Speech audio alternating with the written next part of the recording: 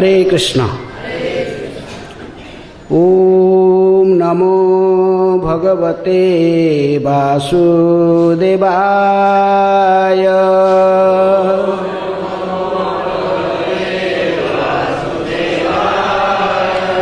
ओम नमः भगवते वासुदेवाय।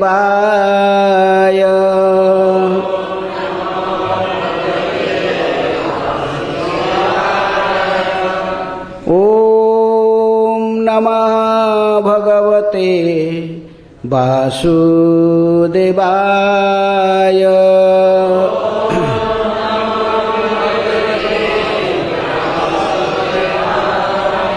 नारायणं नमस्कृत्य नरं चैव नरोत्तमं देवीं सरस्वतीं व्यासं ततो जयमुदीरये। नष्टप्रायेषु अभद्रेषु नित्यं भागवत सेवया। भगवते उत्तम श्लोके भक्तिर्भवति नैष्ठिकी।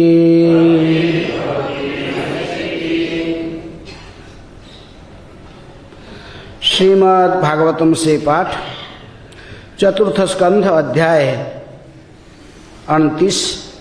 नारद तथा राजा प्राचीन वही के मध्य वार्तालाप। इस अध्याय के कितने नंबर श्लोक?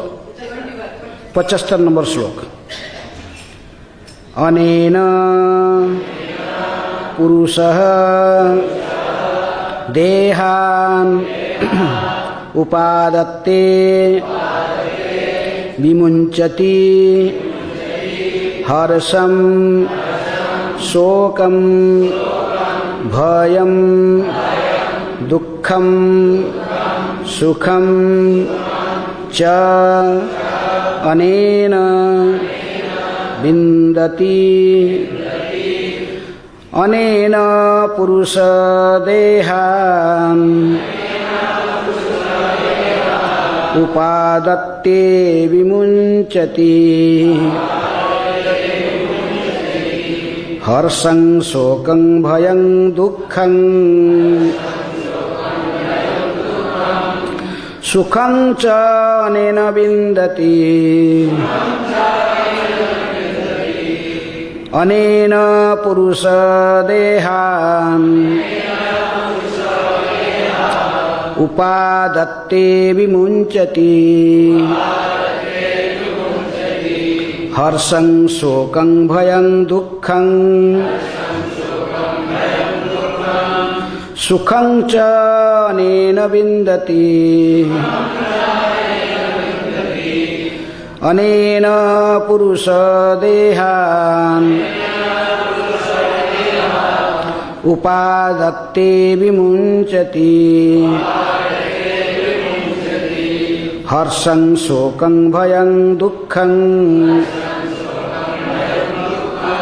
सुखं च अनेन विन्दति।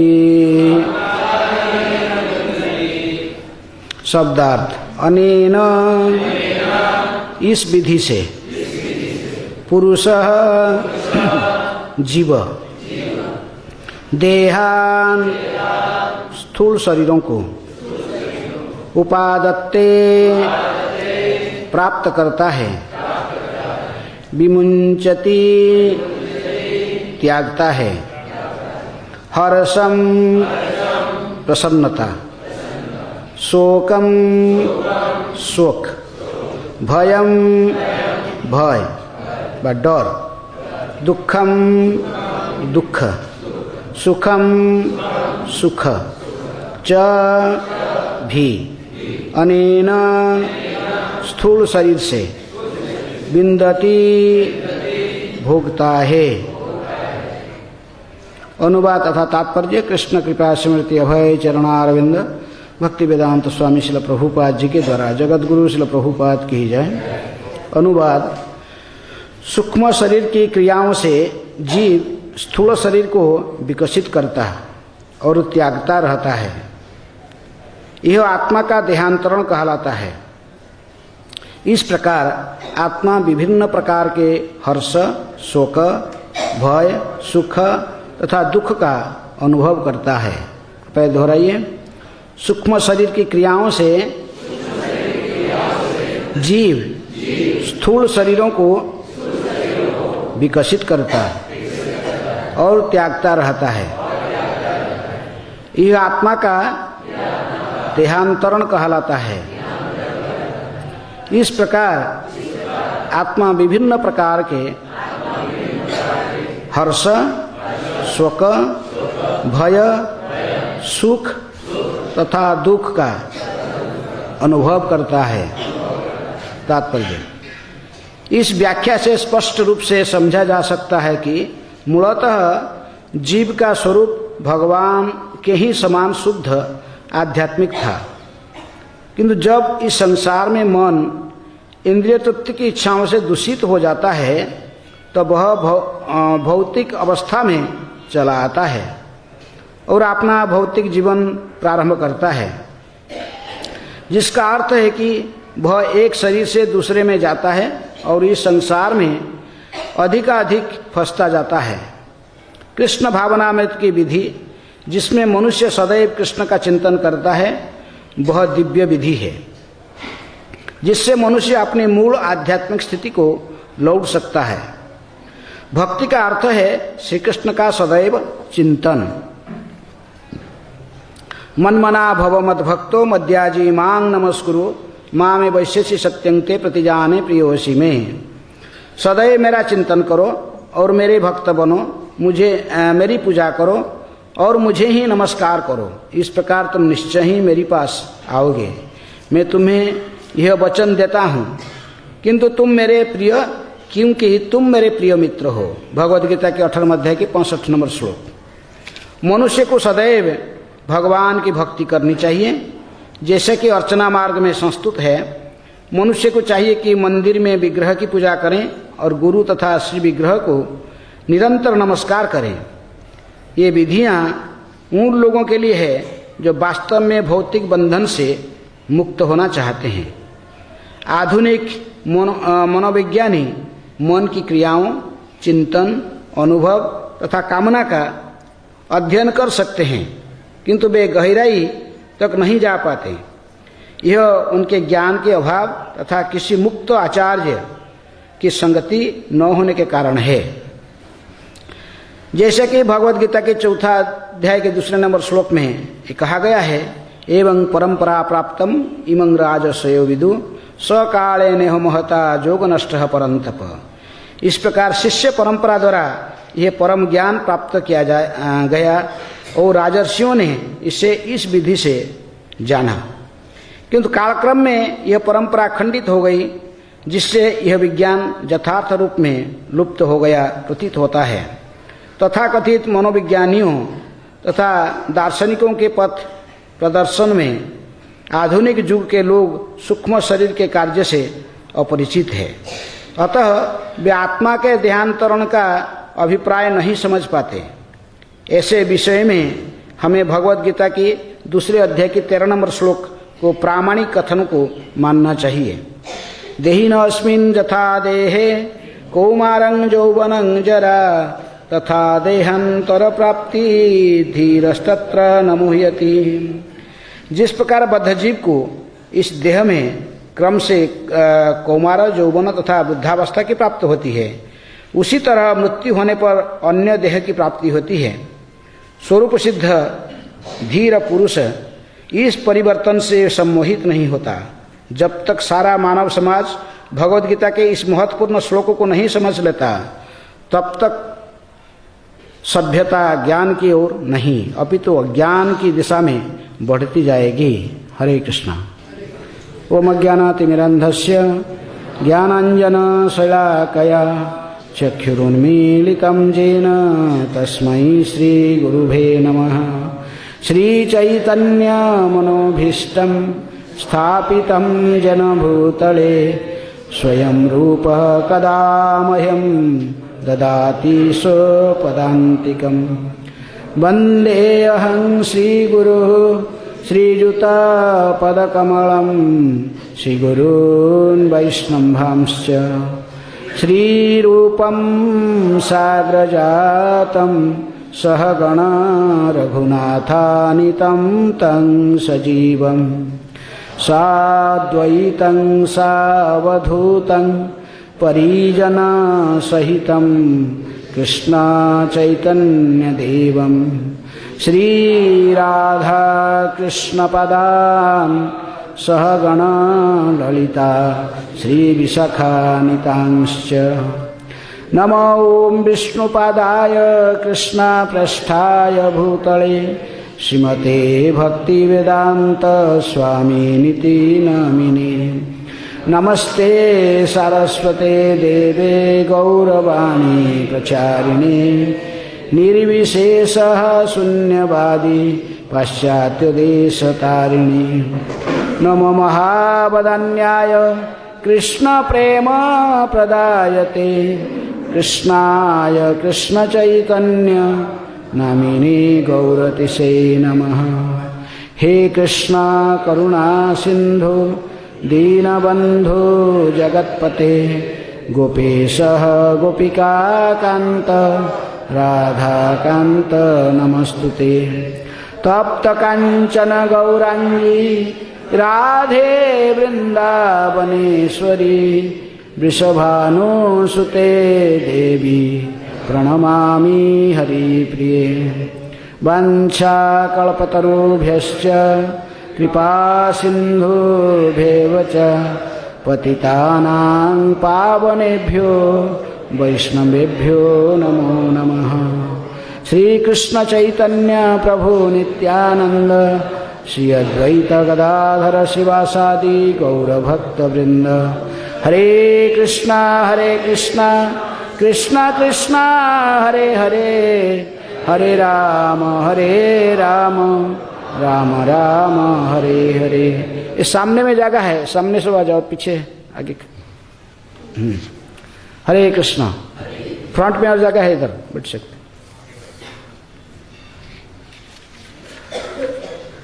अनेन पुरुषदेहान् उपादत्ते विमुञ्चति हर्ष शोकं भयं दुःखं सुखं च अनेन विन्दति। सूक्ष्म शरीर की क्रियाओं से जीव स्थूल शरीरों की विकसित करता है और त्यागता रहता है। यह आत्मा का देहांतरण कहलाता है। इस प्रकार आत्मा विभिन्न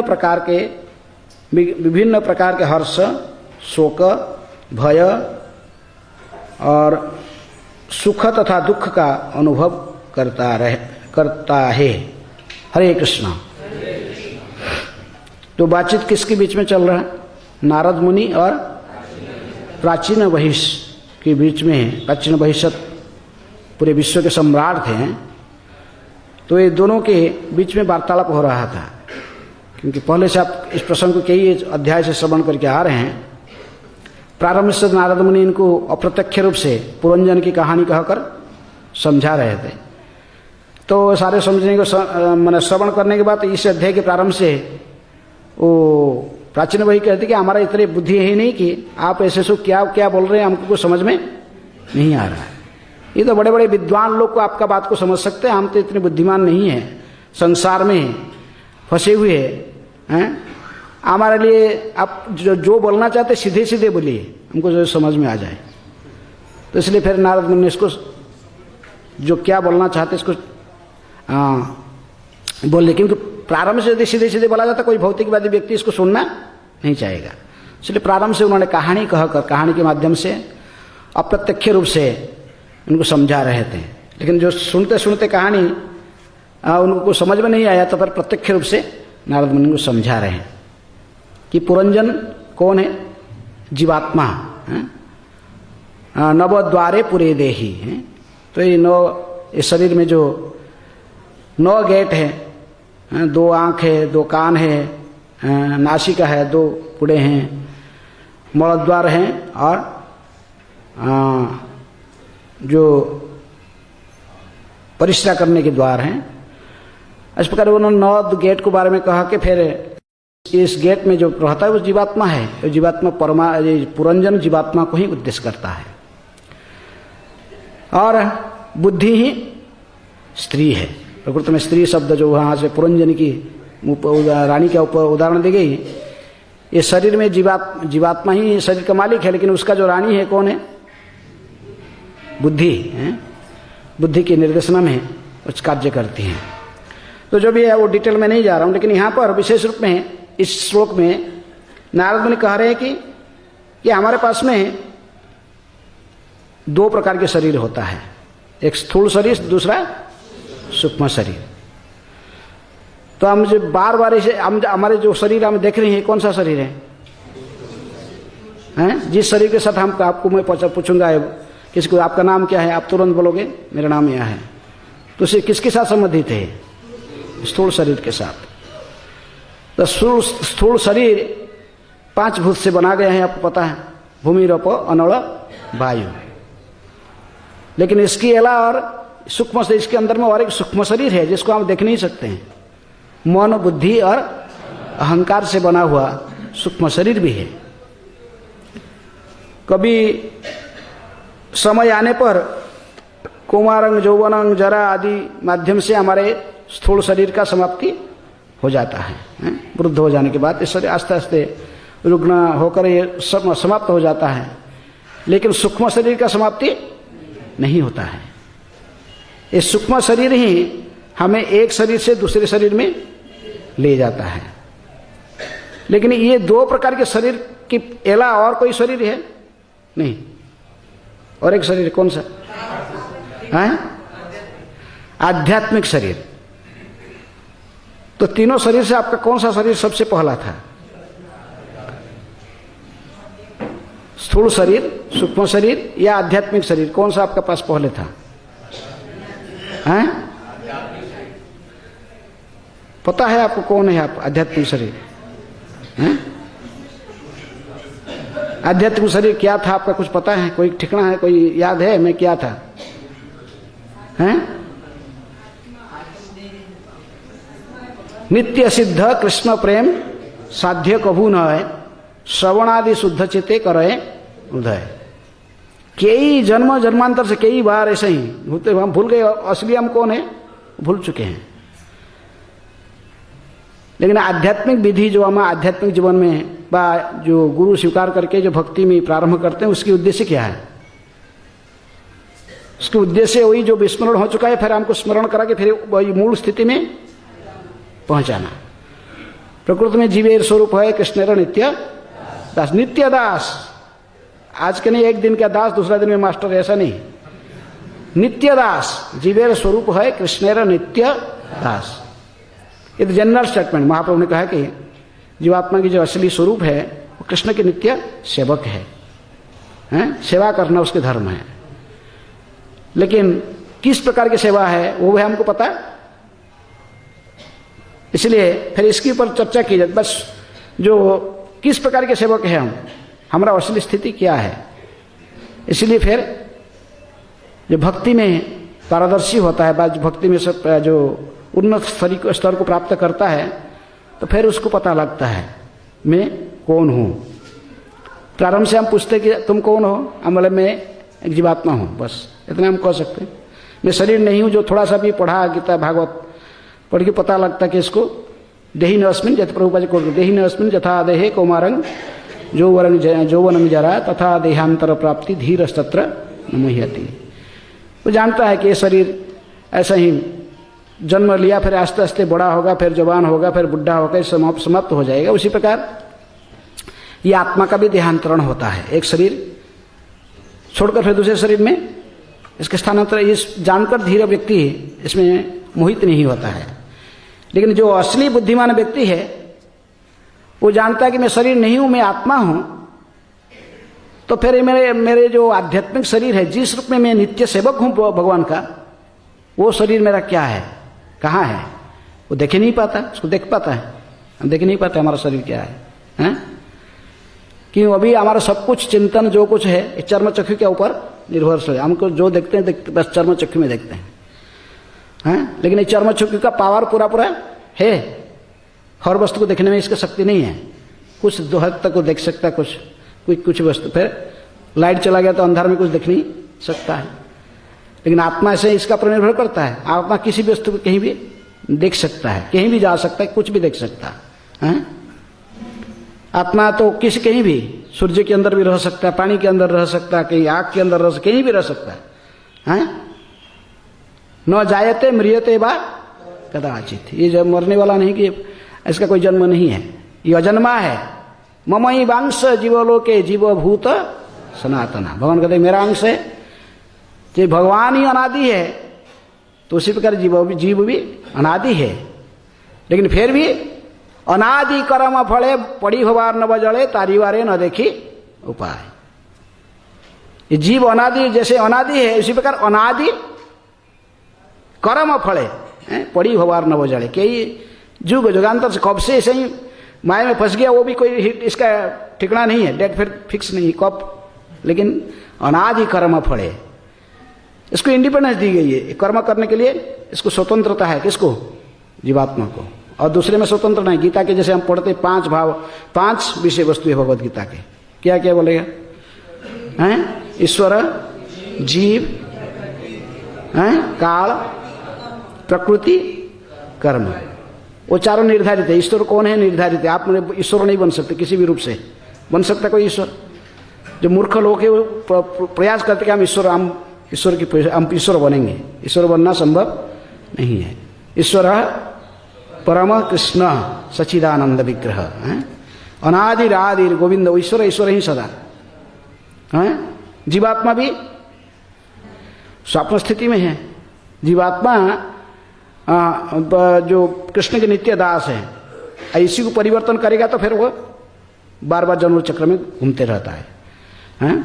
ये नित्य दास है। जीव सोचेगा मैं ईश्वर बनूंगा, संभव नहीं है। जीवात्मा सदा जीवात्मा के रूप में रहता है, भगवान के अंश है। उनकी सेवा करना उसके धर्म है। और प्रकृति कौन है? भगवान की बहिरंग शक्ति और अंतरंग शक्ति आध्यात्मिक, लेकिन ये विशेष रूप में बहुत ही जगह बहिरंग शक्ति कार्य करती, सृष्टि स्थिति प्रलय साधन शक्ति रेखा छाये वजस्य भुवनानि विभर्ति दुर्गा। लेकिन फिर भी इच्छानुरूप मपीजस्य चेष्टते ऐसा, वो इच्छा आपने स्वतंत्र नहीं, प्रकृति भी स्वतंत्र नहीं है। भगवान का ही शक्ति और भगवान के निर्देशन में उन्हीं के अध्यक्षता से कार्य करती है। मया अध्यक्षण प्रकृति श्वेत स चराचरम काल अस्मिन लोको क्षयकृत प्रबुद्ध। भगवान कहते मैं ही काल हूँ। काल ही भगवान का ही प्रतिनिधित्व करता है।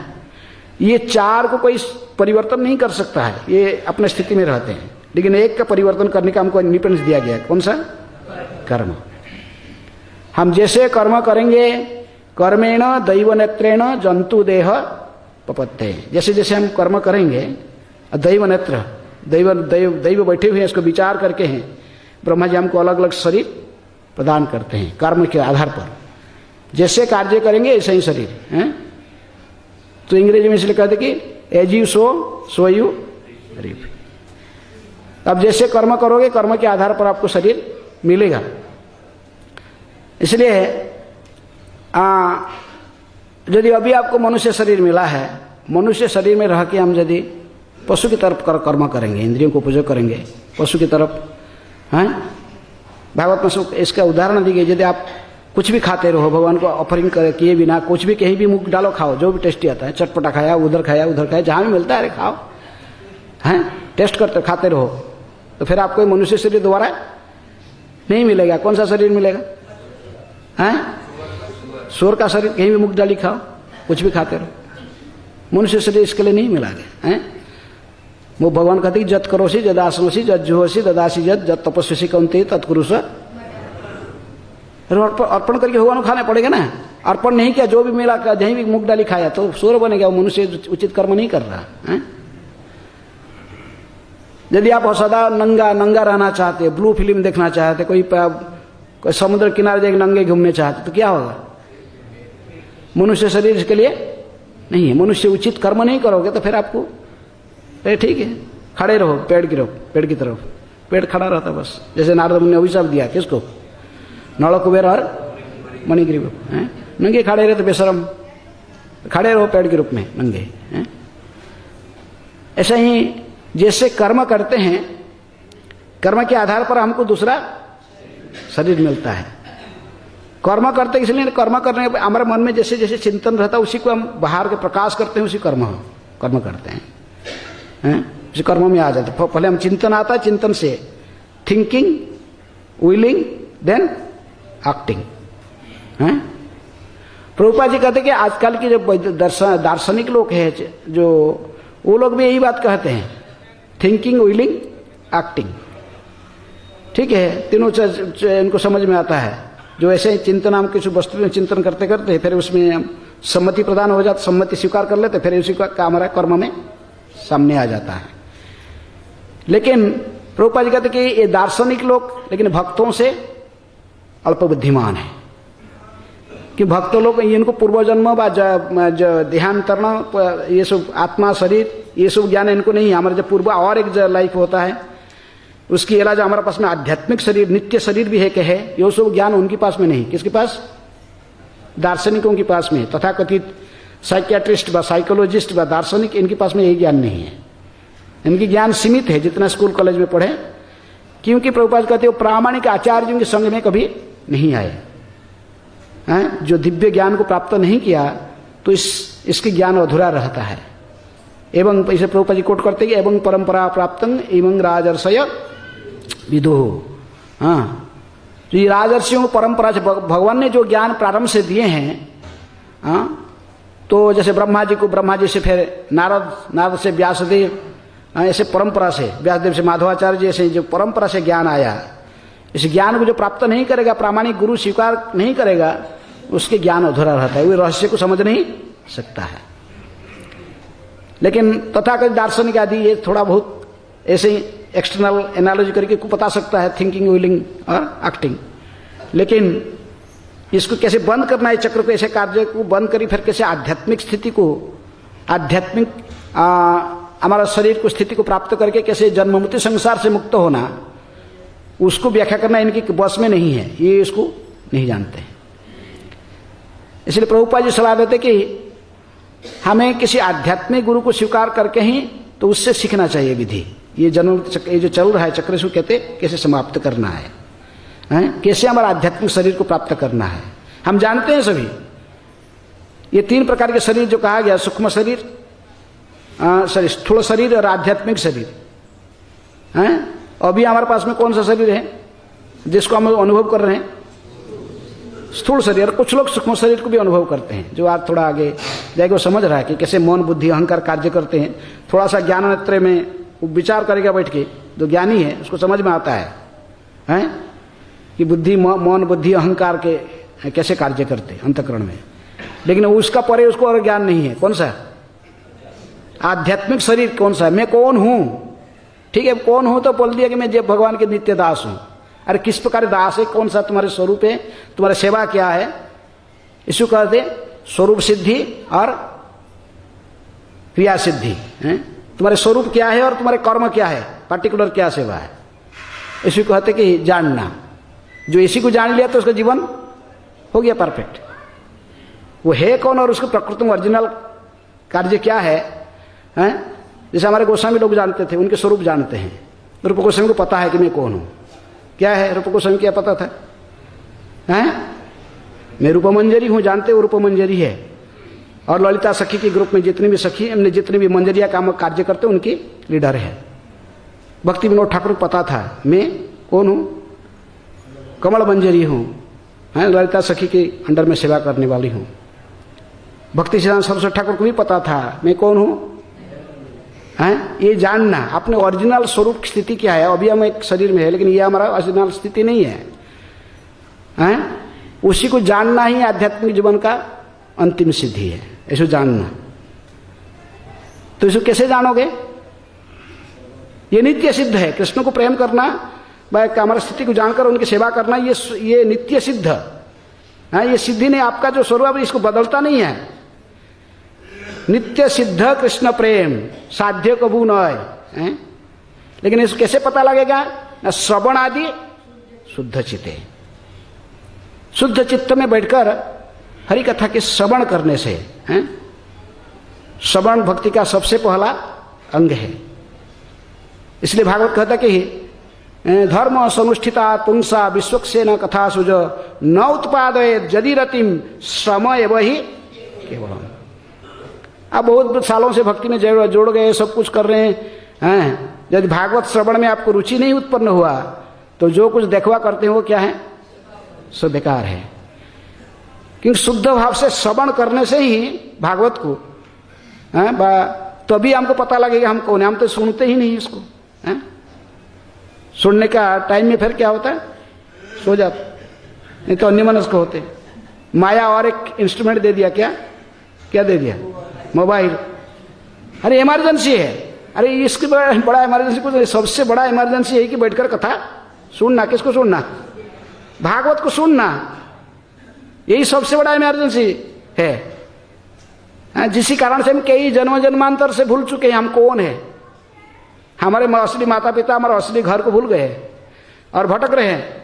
तो ये कैसे होगा ना, श्रवण आदि शुद्ध चित्त, शुद्ध चित्त अटेंटिवली हियरिंग, सुनने से भागवत को। कैसे भागवत से सुनना, ग्रंथ भागवत को व्यक्ति भागवत से सुनना। भागवत पढ़ गया भागवत स्थाने एकांत शरण लह गोविंद चरणे। भागवत के जब ग्रंथ भागवत को किसी व्यक्ति भागवत से श्रवण नहीं करेंगे ये समझ नहीं सकते।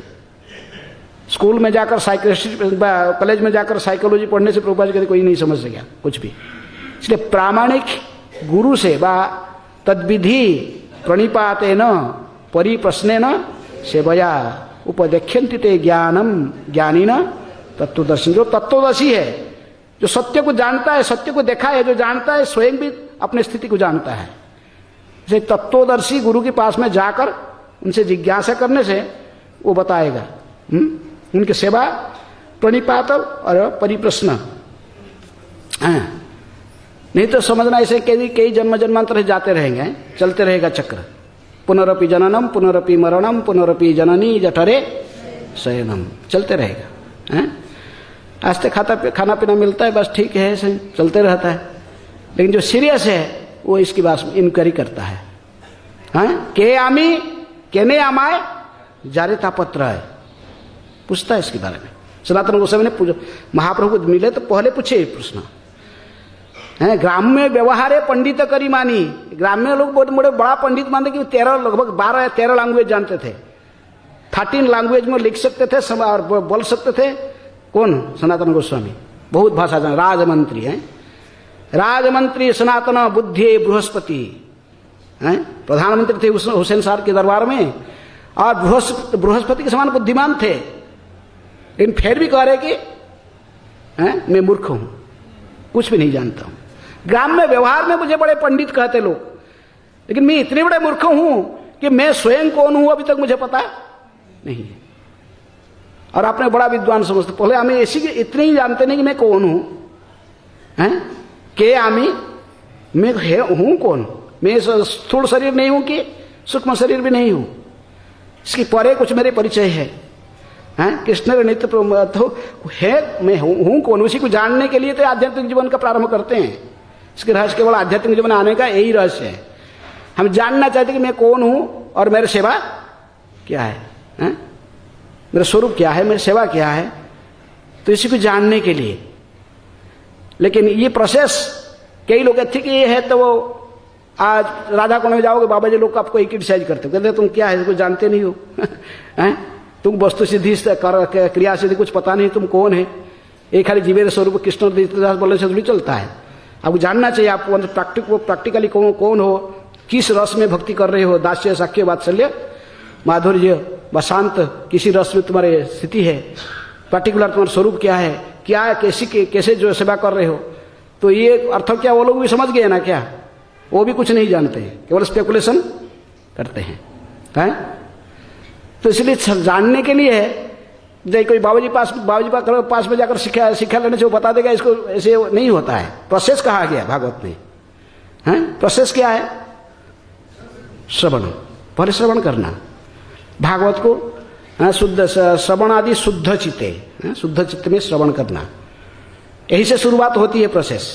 लेकिन पहले तो बताने वाला देखना चाहिए। जो आत्म साक्षात्कार किया हुआ व्यक्ति है, जो जानता है वो कौन है, उसकी स्थिति को जानता है।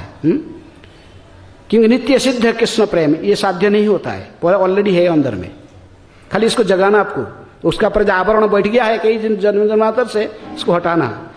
ये आवरण कैसे हटेंगे? हैं? श्रवण आदि शुद्ध चित्त, श्रवण कीर्तन है, श्रवण कीर्तन शुद्ध चित्त में करने से हैं? जो नवधा भक्ति में सर्वश्रेष्ठ कौन से? तार मध्य सर्वश्रेष्ठ नाम संकीर्तन। क्यों? संकीर्तन करने से आप कीर्तन करोगे और सुनोगे, दोनों होगा। भागवत श्रवण करना और हरे कृष्ण मंत्र को श्रवण करना, दोनों में कोई अंतर नहीं है, हैं? क्योंकि सर्वश्रेष्ठ नाम संकीर्तन निरपराधे नाम लैले पाए प्रेमधन। प्रेमधन प्राप्त करने का अर्थ आप समझ गए, आप कौन है, कैसे मिलेगा? निरपराधे नाम लैले, निरपराध से अटेंटिव भागवत के सुनना, निरपराध होकर भगवान के नाम लेना। कड़ो दोषो निधे राजन अस्ति ही एक महान गुण कीर्तनाद एवं कृष्णेश्य मुक्त संग परंग व्रजेत। लेकिन हमारा अनर्थ ही सब गया नहीं तो कहाँ से समझेंगे? हैं? अनर्थ बहुत भरे हुए हैं। इसलिए विश्वनाथ चक्रवर्ती ठाकुर कहते कि माधुर्य एकादमी में कि श्रवण करना, लेकिन कि वो कहते कि लय विक्षेप प्रतिपत्ति कषाय और रसास्वाद, ऐसे वो अनर्थ है। ये अनर्थ नहीं दूर होगा तो कैसे हम सुनेंगे? सुनते तो बैठे, लेकिन मन और कहीं घूम रहा है, मन हमारा कोई दूसरे कहीं घूम रहा है, कहीं से कैसे होगा? कहता ना कोई स्त्री होता हमारा, हम जैसे जीवात्मा की स्त्री है, प्रकृति है, चाहे कोई पुरुष का शरीर में प्रकृति, पुरुष का शरीर में स्त्री के शरीर में है ही प्रकृति। आर्टिफिशियली पुरुष कहने से तो चलेगा थोड़ी। सब एकमात्र पुरुष कौन है? कृष्ण। स्त्री क्या करती है? स्त्री तो एक के साथ बात करेगी, दूसरे को देखते रहे, देखते कि दूसरे को बात करते हैं, दूसरे के साथ एक के साथ बात करेगा, दूसरे को देखेगा, अंतःकरण में तीसरे के बारे में चिंतन करेगा। वो हमारा स्थिति वही है, इसलिए विश्वनाथ चक्र ठाकुर कहते थे कि जो अनर्थ को दूर करना पड़ेगा, श्रवण करने के लिए शुद्ध भाव है, शुद्ध चित्ते श्रवण करना है। पहला लय, तमोगुण के प्रभाव से क्या करते? सुनते सुनते सो गया, खड़ा हो के लग जाए। कीर्तन करते करते मैं देखा भक्त को मृदंग बजाता है कीर्तन में, रथ कीर्तन में मृदंग बजाते बजाते ही वही मृदंग बजा, बस हाथ खड़ा, सो गया, बस कीर्तन बाड़ी चला गया। अत्यधिक तमोगुण में होने से मैं सो जाएगा। और लय विक्षेप, विक्षेप माने माइंड डिस्टर्ब, रजोगुण के प्रभाव। वो नहीं कर बैठेगा, अरे बहुत कुछ, तो उसके पास कितने काम आएगा, वो उठ के भाग जाएगा, थोड़ा देर पर बैठ नहीं सकता, बैठ के नहीं जप कर सकता है। अप्रतिपत्ति, चाहे संकल्प ले लिया मैं बैठ के सुनूंगा, बैठ के जप करूंगा एक जगह में, उठूंगा नहीं सुड़ मारा जब तक कंप्लीट नहीं होगा। लेकिन ये तो ठीक है, बाह्य रूप से चल रहा है, लेकिन मौन अपना काम कर रहा है, मौन अपने काम कर रहा है। यहाँ से हरे कृष्ण बाह्य रूप से देख रहे, अरे बड़ा ध्यान से जपा कर रहा है व्यक्ति, लेकिन उसका मन कहाँ पर है उसको पता है। अप्रतिपत्ति, कषाय, कषाय भी क्रोधित हो जाना, बिना कारण किसी के पर क्रोधित हो जाना, रजोगुण के प्रभाव से भी तमोगुण है मिश्रित। कोई भी सेवा करते करते भी क्रोधित हो जाना। आपको थोड़ा कोई सेवा दिया गया, तुरंत उसमें से थोड़ा से कुछ लीडरशिप का दिया गया दायित्व, तुरंत क्रोध आ जाएगा, सुपीरियरिटी, ओवरलोड, डोमिनेट करने का किसको, ये सब पक्षपात करने का, ये सब आता है इसमें। रसास्वाद, रस आस्वाद करता है, माया इतनी प्रभावशाली है, कीर्तन का अंदर भी प्रवेश कर सकता है, भागवत श्रवण में भी प्रवेश कर सकता है। माइंड इतनी शक्तिशाली है। मन एवं मनुष्याणां कारण बंध मुख्य है। बंधन और मुख्य का कारण कौन है? ये मन है। बोले ये मन को संजम, अर्जुन यही शत्रु महाबाहो काम रूप सुदुष्करम। ये मन आपको कहीं कहीं पहुंचा देता है। कीर्तन करता है कहता, लेकिन कोई कीर्तन बोलेगा आज मैं कीर्तन करना, तो उसका नाम डिक्लेयर भी नहीं होगा, न बोलेगा आज मैं कीर्तन करना है मुझे, रीडिंग करना है। तुम मेरे टर्न आएगा तो तुम 3 टर्न कर लेना, लेकिन ये टर्न मुझे छोड़ दो। तो किस लिए छोड़ देगा? तो उसका कोई व्यक्ति आया, उसको दिखाना चाहता है, देखो मैं भी कैसे कीर्तन करता हूँ। इतना उस दिन मृदंग पिटेगा, नाचेगा, और दूसरा दिन में उसका दर्शन ही नहीं मिलेगा कीर्तन में, हैं? ये आर्टिफिशियली कीर्तन है। रस आस्वादन कर रहा था वो कौन सा रस आस्वादन हो रहा है उसका? कीर्तन का रस नहीं, वो दूसरे किसको दिखाने के लिए चाहता था ऐसे कुछ करना।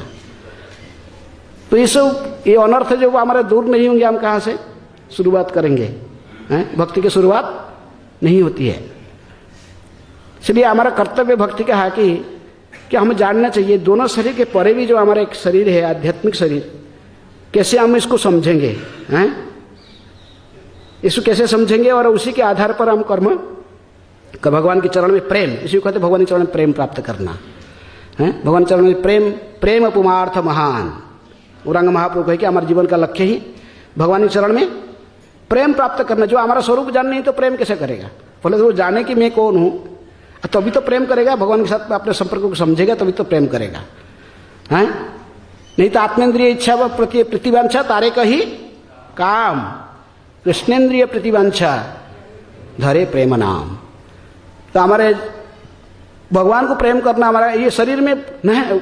अतः श्री कृष्ण नामादि न भवेत ग्राह्य इंद्रिय सेवन मुख ही जिह्वादौ स्वयं एवं स्फुरति अध। ये इंद्रियों के द्वारा भगवान की सेवा नहीं होता है। इंद्रिय के हमें साधक के रूप में हमारे इंद्रियों को भगवान की सेवा में लगा रहे हैं, लेकिन जब तक प्रकृति में भगवान के चरण में प्रेम प्राप्त नहीं किए हैं वैसे सेवा शुरुआत में नहीं होता है। तो इसलिए प्रेम, इसलिए जो हम कहते हैं कि आदौ श्रद्धा तथा साधु संग भजन क्रिया अनर्थ निवृत्ति निष्ठा रुचि आसक्ति भाव प्रेम। प्रेम का परे भी और आगे फिर जा रहा है क्या? स्नेह मान प्रणय, फिर वहां पर भाव आता है, भाव महाभाव आदि और ऊपर में स्थिति है। लेकिन इसलिए हम प्रारंभ करें, अभी तो भक्ति प्रारंभ नहीं करके अटेंटिव हियरिंग जब नहीं कर रहे, सुन नहीं रहे, कहाँ समझे? इसलिए भागवत को प्रत्येक दिन नियमित भाव से भागवत को श्रवण करना, और दूसरा हरिनाम जो जपा कर रहे हैं। अपराध शून्य हया लह कृष्ण नाम, निरपराधे नाम लैले पाए प्रेम धन। अपराध शून्य होकर कैसे नाम लेंगे, यही है और कुछ नहीं है। कि कलियुग में कुछ नहीं है। ध्यान योग कर्म आदि अन्य किसी भी उपाय से हम भगवान को प्राप्त नहीं कर सकते हैं। इसीलिए गोलोकेर प्रेम धन हरिनाम संकीर्तन, इसको भगवान ने गौरांग महाप्रभु लेकर आए। हरिनाम संकीर्तन जो गोलोक की संपत्ति है, गोलोक, इसी के माध्यम से हम भगवान को प्राप्त गोलोक में जा सकते हैं, नहीं तो दूसरे के द्वारा नहीं हैं। अन्य किसी भी प्रोसेस से आप गोलोक प्राप्त नहीं कर सकते हैं। अन्य कोई ध्यानियों के लोग को जा सकते हो, कोई ध्यान करने वाले जो है जनलोक महलोक तपोलोक आदि ये सब जा सकते ब्रह्मलोक तक, लेकिन जब तक निरपराध में हरिनाम संकीर्तन नहीं किए तब तक गोलोक में नहीं पहुंच सकते। गोलोक में ये गोलोक की प्रेम धन है, इसलिए इसी को महाप्रभु ने लेकर आए। हरिनाम संकीर्तन है प्रेम नाम संकीर्तन।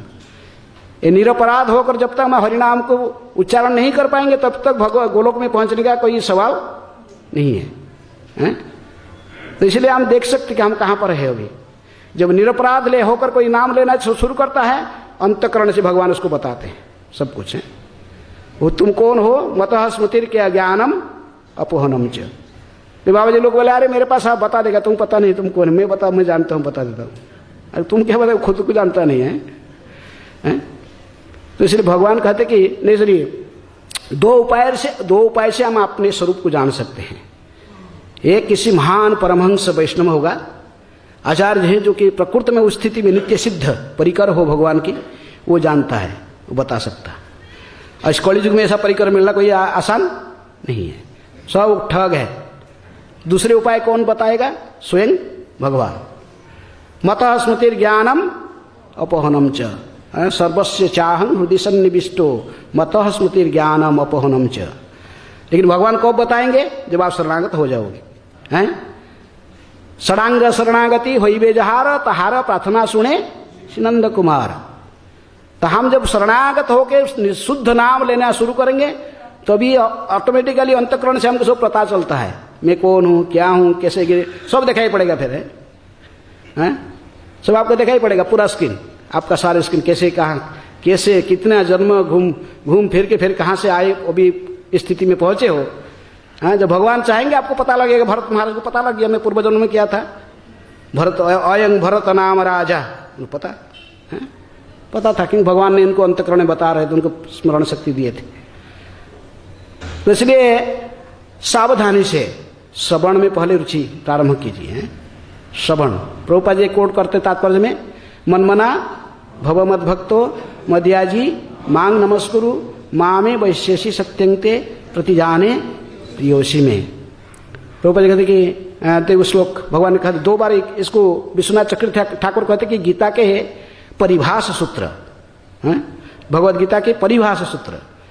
परिभाष सूत्र का अर्थ जिसमें संपूर्ण या इसका खोलने से कुछ बड़ा और विशाल वस्तु होता है। जैसे मैथमेटिक्स में सूत्र होता है a+b होल स्क्वायर, इसको खोलोगे तो क्या होगा, a² + 2ab + b² होता है, खोलने से और कुछ होता ना। तो ऐसा ही विश्वनाथ चक्रवर्ती ठाकुर कहते कि ये गीता के परिभाष सूत्र, संपूर्ण गीता इसी में रखा गया। किसमें, एक ही श्लोक में। प्रभुपाद जी कोट करते हैं, मन मना, मन में मेरी चिंतन करो। या कोई आचार्य कहते इसका अर्थ दूसरा भी है कि भगवान कहते मैं जैसे गीता में निर्देशन दिया इसी के आधार पर तुम अपने जीवन को निभाओ। हैं, सदा मेरी चिंतन करो। प्रभुपाद जी तात्पर्य लिखते कि सदा किसको चिंतन करने भगवान कह रहे। हाँ, किसी विष्णु मूर्ति को, दूसरे किसी अवतार को चिंतन करने नहीं कह रहे। प्रभुपाद जी क्लियर लिखते कि हाँ उसको चिंतन करो जो एक सांवले बालक है जिन्होंने सिर पर ने क्या मयूरपंख धारण किया है, जिन बांसुरी बजाने वाले हैं, सदा मंद मुस्कान में रहने पर। तो डायरेक्टली प्रभुपाद जी कहते कि इसको चिंतन करो। किसको, कृष्ण को। हमारा आराध्य देव और कोई नहीं है, चैतन्य महाप्रभु की यही शिक्षा है। आराध्य भगवान ब्रजेश तनय तद्धाम वृंदावनम रम्या काचिद उपासना ब्रजवधू वर्गेण जा कल्पिता श्रीमद्भागवतम प्रमाणममलम प्रेम पुमार्थ महान श्री चैतन्य महाप्रभुर्मतमिदम तत्रोदर नापर। महाप्रभु की और कुछ नहीं। सिद्धांत विश्वनाथ चक्रवर्ती ठाकुर एक ही श्लोक में पूरे गौड़ीय सिद्धांत को बता दिए। कहाँ किसको मन में चिंतन करना, ब्रजेंद्र नंदन कृष्ण, ये हमारा आराध्य है। मनमना, मन में इन्हीं को चिंतन करो। भव मत भक्त, भगवान में मेरे भक्त बनो। किसकी भक्त बनो, प्रभुपाद जी कहते नृसिंह वामन परशुराम आदि हजारों लाखों नाम है विष्णु के, हमको उनकी यहाँ पर निर्देशन, डायरेक्ट कृष्ण की भक्त बनना। हमको गोलोक जाना है, विष्णु का अन्य लोक में जाना नहीं हो। तो पहले दूसरा आचार्य लोग आकर ले जाते थे वहां, लेकिन महाप्रभु इसी के लिए नहीं आए। गौरांग महाप्रभु आए, अनर्पित चरिंग चिरा करुणया अवतीर्ण कलौ समर्पयितुम उन्नत उज्ज्वल रसांग स्वभक्ति श्रियम। हरि पुरट सुंदर कदम्ब संदीपितम सदा हृदय कंदरे स्फुरतु वह सचिनंदन। सचिनंदन इसलिए आए हैं जिसको पहले कोई नहीं दिया था। गोलोक को जाने का मार्ग कोई नहीं बताया। कहाँ तक जाने बोलते थे सब, वैकुंठ में आ जाओ, सारूप्य सामीप्य सालोक्य साष्टी मुक्ति लेकर चले आ जाओ। लेकिन महाप्रभु इसी के लिए नहीं आए। उन्होंने आए थे, देख रहे थे कि कोई गोलोक पहुंचता नहीं है, गोलोक को आने का मार्ग कोई अभी तक सिखाया नहीं। तो इसलिए महाप्रभु ने स्वयं जिसको पहले कोई नहीं दिया था उसको देने के लिए आए। इसलिए आए, प्रेम नाम संकीर्तन को लेकर गोलोक से अवतीर्ण हुए थे। जो स्वपार्षद शिवधाम सह अवतरी। श्री कृष्ण चैतन्य प्रभु जीवे दया करी स्वपार्षद शिवधाम सह अवतरी, इसलिए आए। इसलिए भगवान को चिंतन, कृष्ण को चिंतन करना, मन मना भव मत भक्त, कृष्ण की भक्त बनो। मध्याजी मेरी पूजन करो। किसका, कृष्ण की ही पूजन करो, दूसरे किसी नहीं। अन्य छवि को सामने नहीं, एकमात्र कृष्ण की। जैसे ही हमको हनुमान से सीखना, निष्ठा इष्ट में कैसे, हनुमान जी की सामने राम सीताराम नहीं तो दूसरे किसी को नहीं देखने वाले, उनकी इष्ट को सदा इष्ट में निष्ठा। ऐसे कृष्ण भक्त को होना चाहिए निष्ठा। किसमें, राधा कृष्ण प्राण मरो जुगल किशोर जीवने मरणे गति आरणा ही मरो। राधा श्याम सुंदर के अलावा मैं किसी छवि नहीं देखना चाहता हूं, अकेले कृष्ण को भी नहीं, किसको, दोनों। राधा एंड कृष्ण। तो ये सिद्धांत गौड़ीय सिद्धांत है। दूसरा कोई राधा रानी को कृष्ण के साथ पूजा करने वाले नहीं, वो पूजा नहीं करता, अकेले कृष्ण है माधवाचार्य। और इसलिए रामानुज संप्रदाय की वैष्णव लोग ने जयपुर में झगड़ा करने लगे, कहते ही नहीं राधा रानी की कहाँ सेवा करने लिखा गया ना। लेकिन ये गौड़ीय सिद्धांत है, माधवेंद्रपुरी ने सबसे पहले सिखाया राधा रानी को सेवा कृष्ण के साथ, हाँ उसी को महाप्रभु ने सिखाया। इसलिए ये सिद्धांत को जानना चाहिए। सिद्धांत बोलिया मने ना करो आलस, यह होते कृष्ण होवे सुदृढ़ विश्वास। ये गौड़ीय सिद्धांत को ठीक से जानना चाहिए और उसी अनुଯାयी भक्ति प्रारंभ करना। भक्ति शुरुआत होती है श्रवणम कीर्तनम से। तो भगवान कहते मेरी पूजा करो और मुझे नमस्कार। अंत में भगवान कहते मुझे नमस्कार करो। केवल कृष्ण में मति को केवल स्थिर रखना, कहाँ? गोविंद के चरण में। और कैसे इनको फॉलो करना? ब्रजवधू वर्गेण जा कल्पिता। जैसे ब्रजवधू ब्रजवासी लोग ने भक्ति किया, ये मार्ग को यीशु कहते राग भक्ति, इसी को कहते रागानुग भक्ति। रागात्मिक भक्ति तो उनके नित्य परिकर ब्रजवासी लोग ने किए थे, लेकिन उनको जो अनुसरण करता है इसको कहते रागानुग भक्ति है। रागानुग भक्ति के बिना राधा कृष्ण को प्राप्त करना संभव नहीं है। प्रभुपाद जी ने कोई कह दिया, प्रभुपाद जी ने हमको विधि भक्ति, प्रभुपाद जी ने विधि भक्ति नहीं दिया है, प्रभुपाद जी ने भी राग भक्ति दिया है इस्कॉन में। तो नहीं तो तुलसी महारानी कहेंगे आपको क्यों कल प्रार्थना करने के लिए, क्या प्रार्थना करते हो? मोरेई अभिलाष विलास कुंजे। तो विलास कुंज विधि भक्ति थोड़ी है, विलास कुंजे दिवस नयन हेरी व सदा जुगल रूप राशि। तो इसलिए जानना चाहिए हमारा स्थिति क्या है। मैं दोनों शरीर के परे हूँ, सूक्ष्म शरीर तथा स्थूल शरीर से परे मेरे का आध्यात्मिक शरीर है, जिस शरीर में नित्य भगवान श्री कृष्ण के नित्य सेवक के रूप में आध्यात्मिक जगत में था। और उनके ये प्रभुपाद जी की सिद्धांत है, हम उनकी सेवा करते थे। वही नंद तनुज किंकरम पतितंग मांग विषमे भवाम बुधो कृपया तव पाद पंकज स्थित धूलि सदृशम विचिंतय।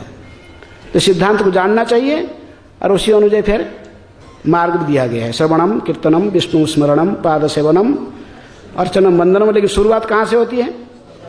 श्रवण से, ध्यान से सुनना। क्लास में मोबाइल नहीं ऑन करना है। जो जप करते तो जप भी जो कर रहे हैं उसको सुनना चाहिए, बोलना चैंटिंग करना और इसको सुनना। भागवत को श्रवण करना, भागवत की पढ़ना, भागवत को श्रवण करना, हरे कृष्ण मंत्र के जप करना सुनना, इसमें हरि नाम संकीर्तन को श्रवण करना, इसमें कोई अंतर नहीं है। लेकिन शुद्ध चित्ते, हाँ श्रवण आदि शुद्ध चित्ते, ऑफेंस से रहित होकर, अपराध से रहित होकर इसको श्रवण करने से फिर हमारे असली स्वरूप को भगवान ने बताते अंदर से। वही सब आप बैठे हैं उधर, लेकिन जब तक हम योग्य नहीं बनते वो हमको बताते नहीं है। जो हमारे मन में सभी अनर्थ समाप्त हो जाते हैं, अंदर में केवल हम व्याकुल हो जाते हैं। शून्यायतम जगत सर्वं गोविंद विरहण में जो व्याकुल हो जाते हैं, ये संसार के भोग वस्तु ये सब को तुच्छ समझ कर सब त्यागते हैं। जो दिया फेंक दिया, रो बच्चे की तरफ रोना पड़ेगा। बहुत प्रभुपाद जी कहते हैं इसलिए जब जपा करते हैं तो बच्चों की तरफ क्या करना चाहिए? रोना चाहिए। जैसे कोई मेला में कोई बच्चा घूम गया तो माँ को ढूंढ रहा है, रो रहा है, ऐसे हमको रोना पड़ेगा। जानने से कई दिनों से हम बिछोड़ गए हैं हमारे असली पिता माता से, और उसको समझ में नहीं आ रहा हमको है। जब तक हम रोएंगे नहीं, आंख से अश्रु बहाते, नयनाद गलदश्रुभा धारया बदनम गदगद रुद्धया गिरा पुलकैर निचितं बपु कदा तबो नाम ग्रहणे भविष्यति। सारे शिक्षा महाप्रभु ने अपने शिक्षाष्टकम में दे दिए, पूरे सारी शास्त्र सिद्धांत को। तो हमको जीवन में इसी को उतारना चाहिए। इसलिए प्रारंभ काल से करेंगे, श्रवण से, ध्यान से सुनना चाहिए। इसलिए प्रभुपाद ने पंच महासाधन में से सारे साधना को इस्कन में दिए हैं। मथुरावास इस्कन के परिवेश में जो रहता मंदिर में, वहाँ विग्रहों की अर्चा, जहाँ कृष्ण जन्म लिए हैं उसी को मथुरा कहते हैं। यहाँ अर्चा विग्रह के रूप में भगवान आविर्भाव हुए हैं, ये मथुरा है, मथुरावास। भागवत के श्रवण, भक्तों की सेवा, नाम संकीर्तन और विग्रहों की अर्चना, सब कुछ प्रभुपाद जी ने दिया है। यदि केवल हम स्ट्रिक्टली प्रभुपाद जी के निर्देशन को फॉलो करते रहेंगे, आस्ते आस्ते भक्ति में आगे बढ़ेंगे। तो इसलिए सावधानी से, भागवत ही से, श्रवण से यदि कोई कमी रखा आगे नहीं, अन्य प्रोसेस में आगे नहीं बढ़ेगा। ये सबसे पहला भक्ति का प्रोसेस है, सुनना। हैं। इसलिए सावधानी से भागवत की कक्षा में प्रत्येक दिन श्रवण करना चाहिए और जो भी डाउट है उसको भी क्लियर करना चाहिए।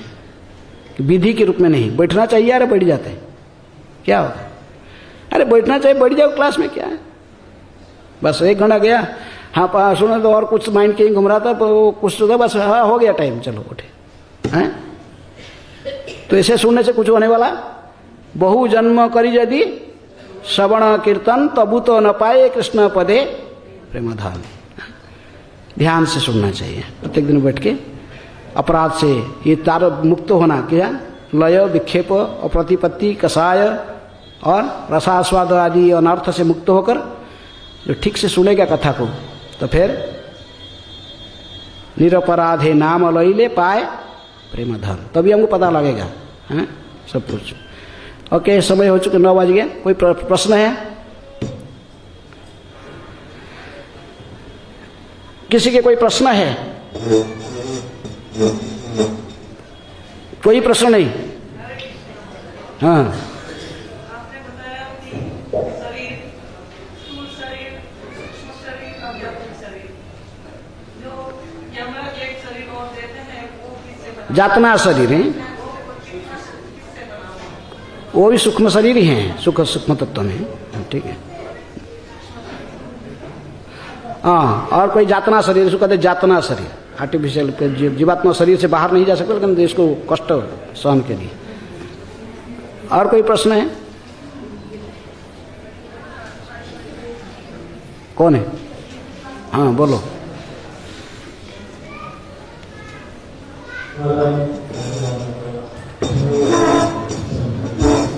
प्रश्न जानना ध्यान से सुनना, इसका मतलब और क्या मतलब है? ध्यान से सुनने का मतलब और ध्यान से श्रवण करना, इसका क्या? और मौन को इधर तो नहीं दे रहे। ध्यान के सुनने का अर्थात श्रवण के समय मौन आपकी, मौन भी उसका आपके साथ देना, मौन इधर तो नहीं जाना चाहिए है? आपके सारे इंद्रियों को, क्रियाओं को, बुद्धि तक भी, बुद्धि को भी कंट्रोल में रखना चाहिए और वो भी कृष्ण भावना भावित बुद्धि होना चाहिए है? ये सब जो इस मौन बुद्धि अहंकार ये सब मुक्त होना चाहिए। इससे मुक्त होकर श्रवण करना, हाँ? इनकी क्रियाओं को रुकना, भौतिक दृष्टि से, भौतिक मार्ग से रुककर आध्यात्मिक मार्ग में ना। कृष्ण भावना भावित बुद्धि आपको सहायता करेगा, भौतिक बुद्धि सहायता नहीं करेगा है?